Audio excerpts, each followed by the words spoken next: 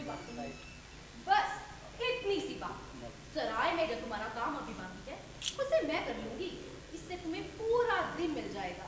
अरे मेरा मतलब उस आराम से नहीं है। अब ये तो बूढ़ी औरत का सपना है। तो शांति चाहती हूँ और थोड़ी सी बेफिक्री।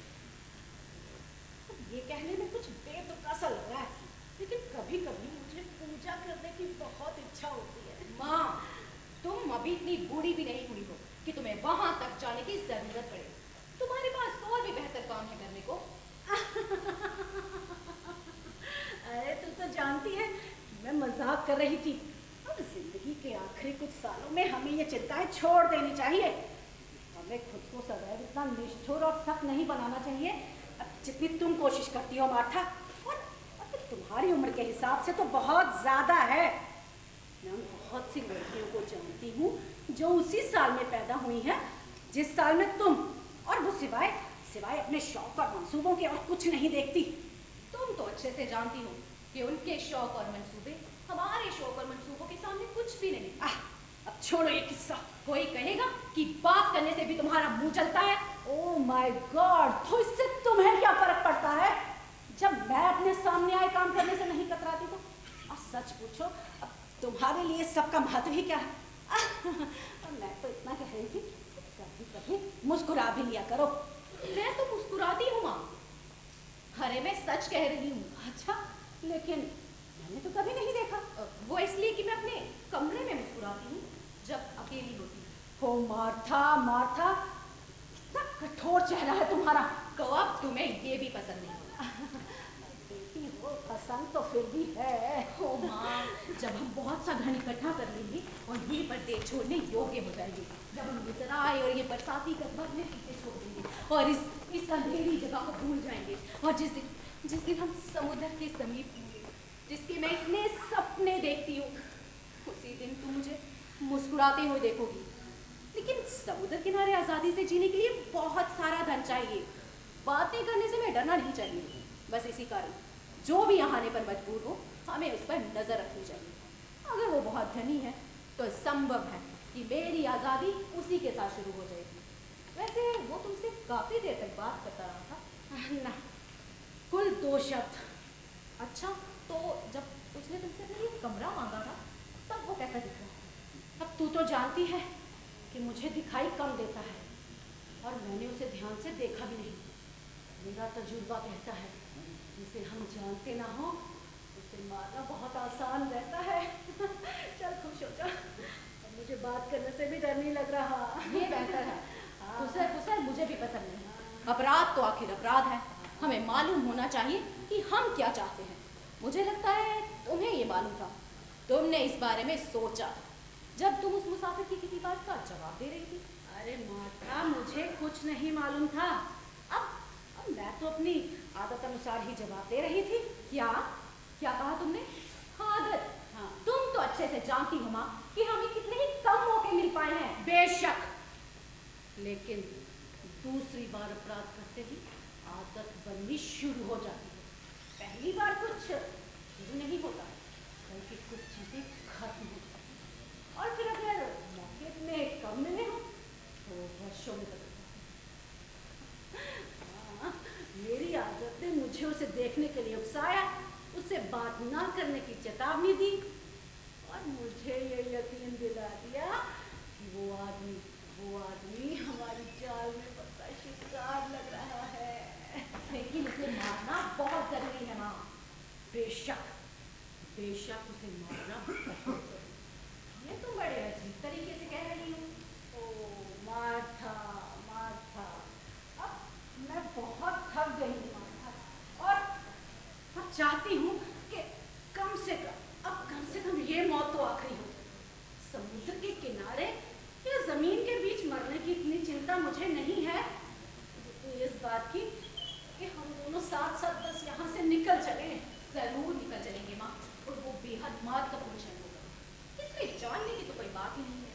तुम तो अच्छे से जानती हो वो अपनी चाय पिएगा, सोएगा, और जब हमसे नदी पर ले जाएंगे तब भी जी होगा। उसके बाद वो बांध में फंसा मिलेगा उन अन्य लोगों के साथ जिनको ये सौभाग्य नहीं मिल पाया और जो खुली आंख पानी में गिर गए। तुम्हें याद है बांध की सफाई में ले गए थे। शायद तुम ही ने मुझसे कहा कि हमारे वालों ने बहुत कम कष्ट पाया। ये जिंदगी हमसे ज्यादा निर्दयी है। हिम्मत रखो माँ, हम जल्द ही यहाँ से दूर होकर चलेंगे। मैं खुद को संभाल लूंगी, लेकिन वास्तव में कभी कभी ये सोचकर बहुत सुकून मिलता है कि हमारे वालों ने ज्यादा कष्ट नहीं पाया। अब इसे तो मुश्किल से ही अपराध कहा जा सकता है। एक बहुत ही सही हस्तक्षेप और अनजान जिंदगी, अंगूठे का हल्का सा धक्का। ये सच है कि जिंदगी हमसे ज्यादा करूँ। शायद इसीलिए मैं खुद को अपराधी महसूस नहीं करती। तो फिर अब कौन सा कमरा दें हमको?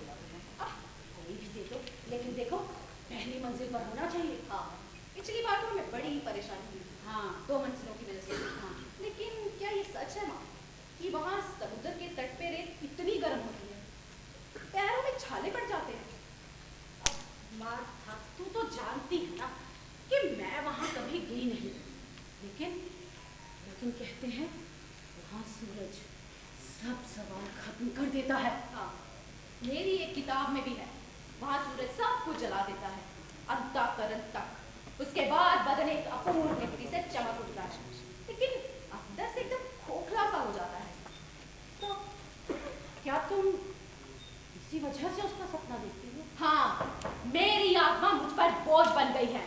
मुझे उस दुनिया को ढूंढ निकालने की बहुत जल्दी है, जहाँ सूरज सारे सवाल खत्म कर देता है।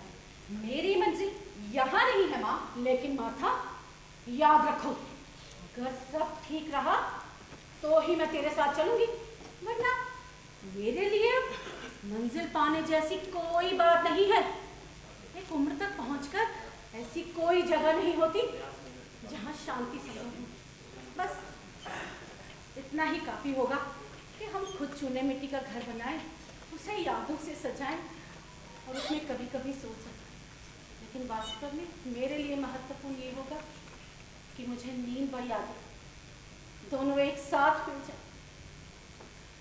तैयारी करो मार्था, ये प्रयास सचमुच मेहनत के कार्य है।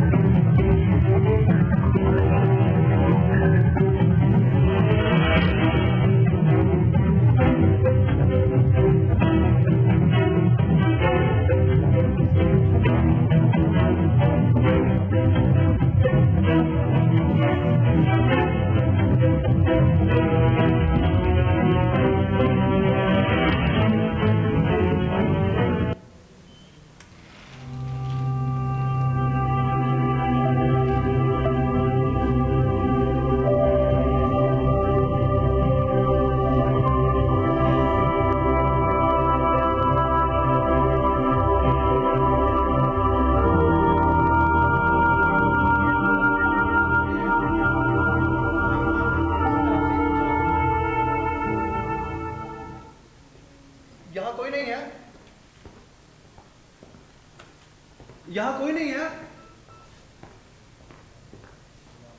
ये अजीब आदमी है यार।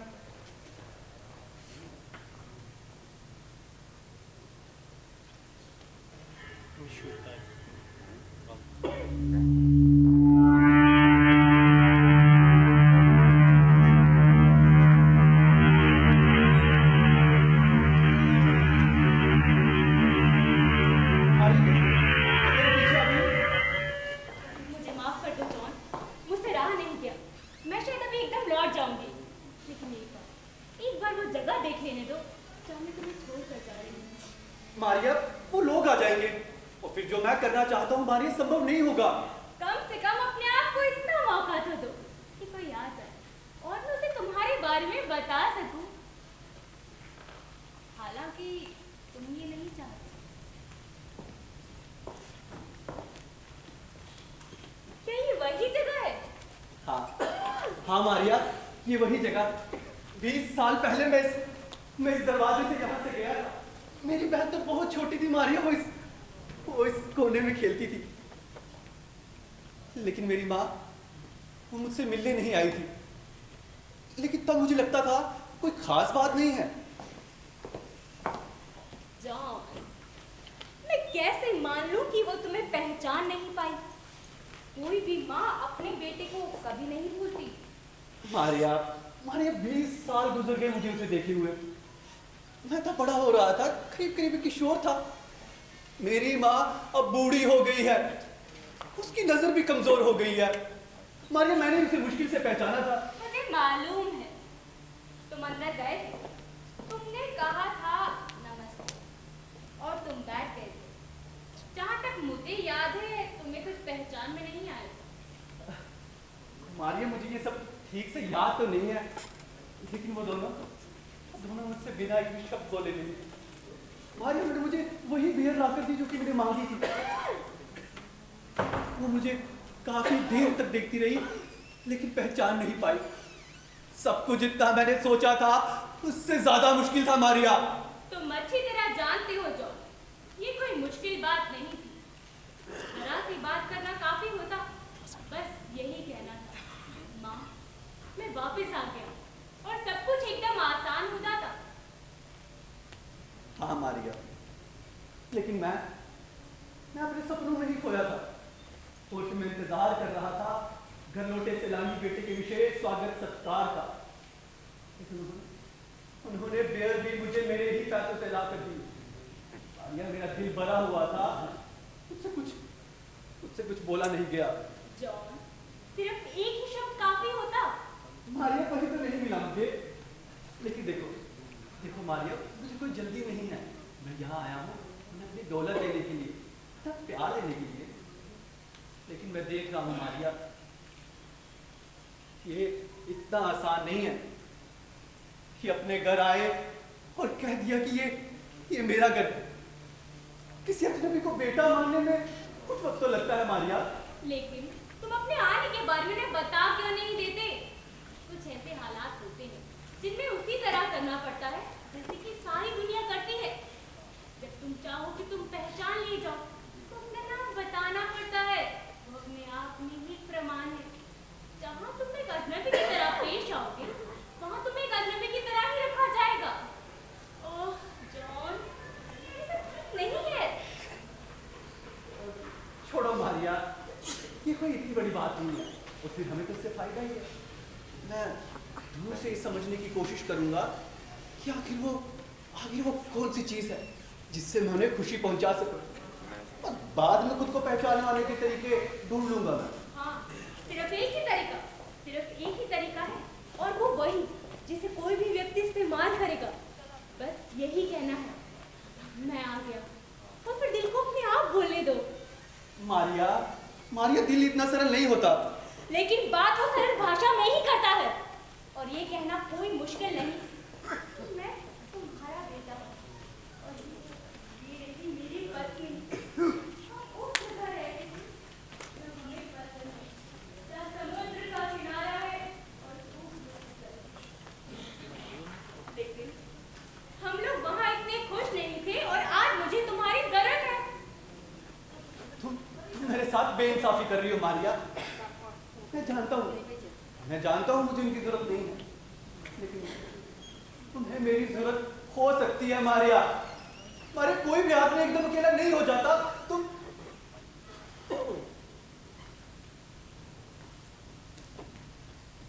तुम शायद ठीक कह रहे हो जॉन, मुझे माफ कर दो। जब से हम यहाँ आए हैं, मैं व्यर्थ में ही एक खुश चेहरा ढूंढ रही हूँ। बड़ी उदास जगह है ये यूरोप। जब से हम यहाँ आए मैंने तुम्हारी हंसी ही नहीं सुनी, और मैं तो कितनी वहमी हो गई हूँ। मुझे सब चीजों पर शक हो रहा है। ओह जॉन, तुमने क्यों मुझसे मेरा देश छुड़वाया? चलो जॉन, हमें यहाँ कोई खुशी नहीं मिलेगी। मारिया, हम यहाँ खुशी ढूंढने नहीं आए हैं। मारिया, खुशी तो है हमारे पास। फिर तुम खुश क्यों नहीं हो? मारिया, खुशी ही सब कुछ नहीं होती है, सबके अपने अपने फर्ज होते हैं। मेरा फर्ज है अपनी माँ को ढूंढना। मारिया, देखो मारिया, वहां से कोई आ रहा है, वो हमें देख लेगा। मारिया देखो, वो देख लेगा। मारिया तुम जाओ। नहीं जाओ। मारिया तुम ऐसा करो, बाहर छिप जाओ। मारिया जल्दी करो, कोई देख लेगा। मारिया जल्दी करो।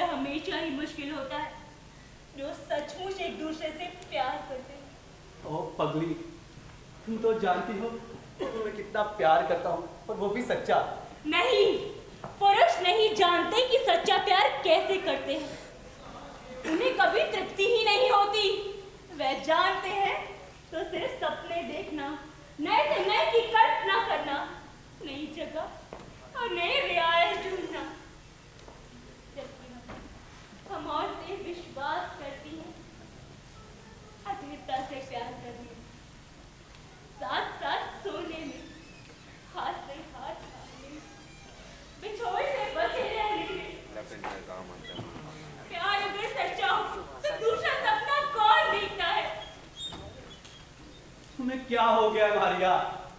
बात सिर्फ माँ से मिलने की ही तो है। और जहां तक मेरे सपने और फर्ज का सवाल है वो जैसे भी है, मारिया तुम्हें तो नहीं समझना चाहिए। मारिया तुम भी तो मुझे कम प्यार करती होती अगर मैं अपने फर्ज भूल गया होता। मुझे मालूम है कारण